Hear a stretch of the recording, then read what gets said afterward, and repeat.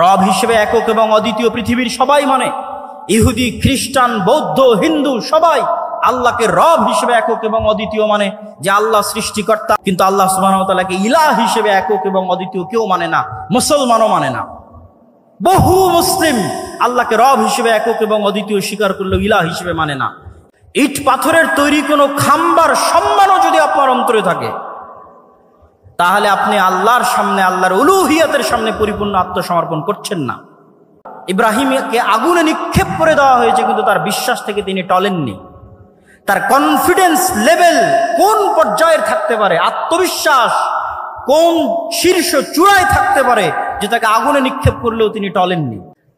তাওহীদ হচ্ছে ইসলামের মৌলিক বিশ্বাস, যা প্রচার করতে পৃথিবীতে সব নবী রাসূল এসেছে, যা প্রচার করতে কোরআন এসেছে, যা প্রচার করতে মুহাম্মদ সাল্লাল্লাহু আলাইহি ওয়াসাল্লাম এসেছেন। সেটি কি?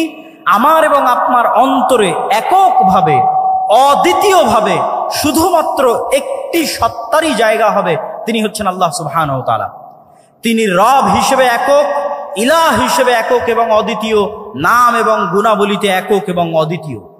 রব হিসেবে একক এবং অদ্বিতীয় পৃথিবীর সবাই মানে। ইহুদি, খ্রিস্টান, বৌদ্ধ, হিন্দু সবাই আল্লাহকে রব হিসেবে একক এবং অদ্বিতীয় মানে, যে আল্লাহ সৃষ্টিকর্তা, আল্লাহ সুবহানাহু ওয়া তাআলা বৃষ্টি বর্ষণকারী, আল্লাহ সুবহানাহু ওয়া তাআলা পাহাড় নদী নালার প্রবাহিতকারী, স্থাপনকারী, আমার আপনার সৃষ্টিকারী সবাই মানে। কিন্তু আল্লাহ সুবহানাহু ওয়া তাআলাকে ইলাহ হিসেবে একক এবং অদ্বিতীয় কেউ মানে না, মুসলমানও মানে না। বহু মুসলিম আল্লাহকে রব হিসেবে একক এবং অদ্বিতীয় স্বীকার করলেও ইলাহ হিসেবে মানে না। ইলাহ মানে আপনার অন্তরের ভক্তি এবং শ্রদ্ধা, যতটুকু আপনার ভক্তি এবং শ্রদ্ধা আপনি করতে পারেন তার পুরোটাই, অন্য কাউকে দেওয়া বহু দূরের কথা।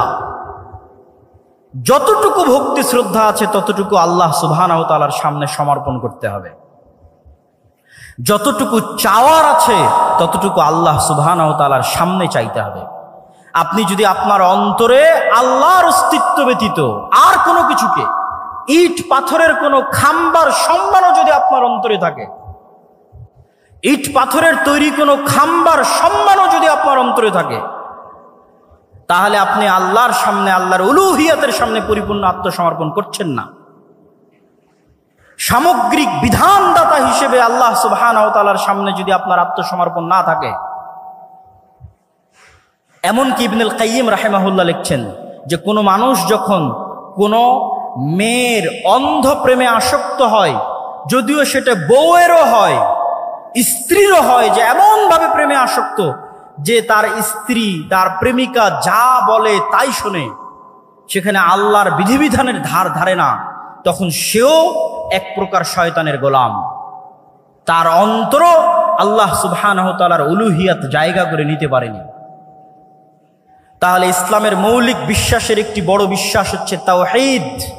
এই তাওহীদ যখন আপনার অন্তরে একবার প্রবেশ করবে, তখন এটা শয়তানের বিরুদ্ধে কেমনে যুদ্ধ করবে তা আপনাকে দেখায়।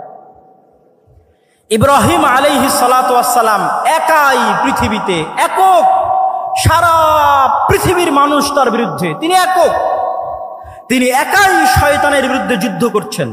তো এই একাই শয়তানের বিরুদ্ধে যুদ্ধ করতে গিয়ে তিনি যে টিকে আছেন, তার অন্তরের এই শক্তি কোথায় থেকে আসে?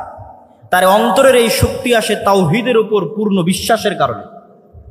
যেই মুমিন 100-তে 100 শতভাগ তাওহীদে বিশ্বাসী, সে পারমাণবিক বোমার চাইতেও শক্তিশালী, ইব্রাহিমের মতো।